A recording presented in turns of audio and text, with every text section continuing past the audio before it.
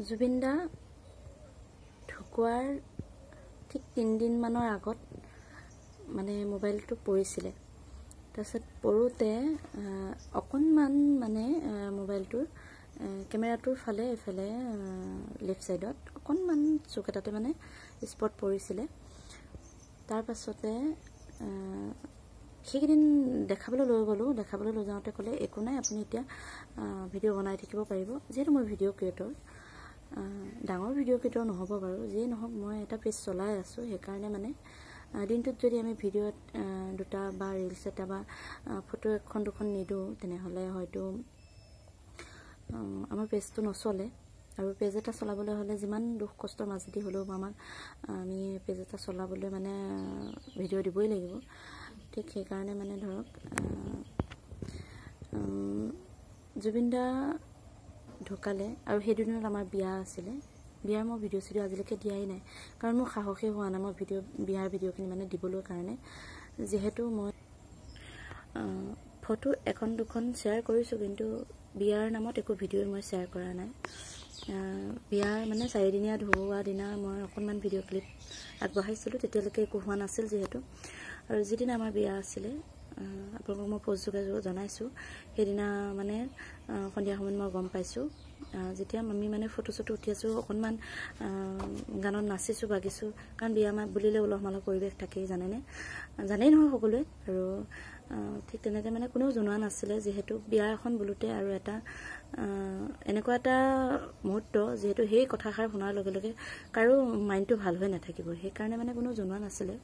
যেতিয়া জানিছোঁ তেতিয়া মানে কি ক'ম আৰু, সেই কথাখিনি মই বুজাব নোৱাৰোঁ ভাষাৰে। আৰু ঠিক বিয়াৰ মানে জুবিন দা ঢুকুৱাৰ যোনদিনা অন্ত্যেষ্টিক্ৰিয়া, যোনদিনা জুবিন দাক দাহন কৰা হৈছে, সেইদিনা আগৰ পৰাতো নন ষ্টপ মোবাইলটো হওক টিভিটো হওক তাৰ সন্মুখতে আছিলোঁ, বাকী কাম বনত হাত নুঠিছিল। তাৰ পাছতে মানে সেইদিনা মই তাৰ মাজতে মানে জুবিন দাৰ শেষকৃত্য সম্পন্ন কৰা আগদিনা মোৰ ভাগিনটো, মানে আমাৰ মানুহজনৰ ভাগিন এটাই ল'ৰা আছিলে। সিও বহুত সৰ্বগুণী আছিলে দেই আমাৰ কাৰণে। সি চব ফালৰ পায় জুবিন দাৰ যোগ্য নহয়, তথাপিতো জুবিন দাতকেও কম নহয় নিচিনা মানে আমাৰ এধিংবাসীয়ে জানে তাৰ বিষয়ে। আৰু সি বহুত বেছি ভাল ল'ৰা এটা আছিলে। হয়তো ভিডিঅ'টো দীঘলীয়া হ'লেও কোনো স্কিপ নকৰিব বুলি আশা ৰাখিছোঁ। আৰু সি মানে ভাল ল'ৰা আছিলে। ইয়াত সকলো ফালৰ পৰা মানে ক'বলৈ ভাষা নাই। তাৰ গুণ মই বখানি অন্ত কৰিব নোৱাৰিম। তথাপিতো এতিয়া যিহেতু মেইন কথাটো হ'ল, সেইদিনাখন সকাম খেলাৰ পাছত আকৌ পিছদিনাখন মানে মই গৈছিলোঁ মোৰ জেঠাশহুৰ ঘৰত, বাইদেউ মানুহজনৰ বায়েকৰ ঘৰত গৈছিলোঁ। যাওঁতে মানে মই মোবাইলটো, যিহেতু আমি টিভিত চাই আছিলোঁ ন, জুবিন দা মানে কি ক'ম, শেষকৃত্য সম্পন্ন কৰা গোটেই ভিডিঅ'খিনি চাই আছিলোঁ। মানে চাই থাকোঁতে ভাগিনৰ সৰু ল'ৰাটোৱে, চবৰে ওচৰত মোবাইল আছে, তাৰ নাই। সি ল'ৰা ছোৱালী মানুহ বুজি নাপায়। মই মানে চোফাৰতে বহি আছিলোঁ, চোফাখনতে বহি থাকোঁতে মই মোবাইলটো থৈ দিছিলোঁ। আৰু মোৰ মোবাইলটোৰ প্ৰতি ধান্দা নাই, কেৱল মই টিভিটো চাই আছোঁ। যিহেতু স্ক্ৰীনৰ পৰ্দা মানে টিভিটোত ডাঙৰ স্ক্ৰীণত দেখা পায় ন, সেইকাৰণে ভাল লাগে চাই, মোবাইলটোতকৈও চাই আছিলোঁ। আৰু কান্দি যিহেতু এইবোৰ চাই আছিলোঁ, মই মোবাইলটো ধান্দা কৰা নাই। আৰু সি লৈ কিনে কৰিছে কি, স্ক্ৰীণখন টানি মোৰ লকটো খুলিব পৰা নাই। সি বহুতবাৰ চেষ্টা কৰিলে হেনো, মাক আছিলে ওচৰত, তথাপিতো মানে মাকেও টিভিতে ব্যস্ত হৈ আছিলে ন, টিভি চোৱাতে। যিহেতু সেইখিনি সময় মানে বহুত বেলেগ এটা মুহূৰ্ত আৰু ক'ব নোৱাৰোঁ। তাৰপিছতে সি মানে যেতিয়া লকটো খোলা যোৱা নাই, সি মানে মোবাইলটো তাৰ 3 দিন 4 দিনৰ আগততো মোৰ মানে ডিছপ্লেখনত অকণমান স্পট পৰিছিলেই। সেইকাৰণে তথাপিতো চলাই থাকিব পাৰিম বুলি ক'লে, যিহেতু মই একো গুৰুত্ব নিদিলোঁ, বুলি যেতিয়া বেয়া হ'ব ভাল কৰিম। তাৰপিছত সি লৈ পেলাই কৰিলে কি, মোবাইলটো লুটি খুৱাই পেলাই মানে ইটো হাতত মোবাইলটো থপকৈ মাৰি দিলে। ভাবিছে খোলা যোৱা নাই, সি একো চাব পোৱা নাই বেচেৰাই। সেইকাৰণে মানে সি নাজানে যিহেতু মাৰি দিলে। মাৰি দিয়াৰ পিছত মই ঘৰলৈ গুচি আহিলোঁ। অহাৰ পিছত মানে তেতিয়াৰ পৰা মই তেতিয়াও চোৱাই নাই। ঘৰত আহি কাম বন কৰি মেলি লৈ যেতিয়া মোবাইলটো খুলিছোঁ, একদম পূৰা দীঘলীয়া আচাৰ হৈ গ'ল নহয়।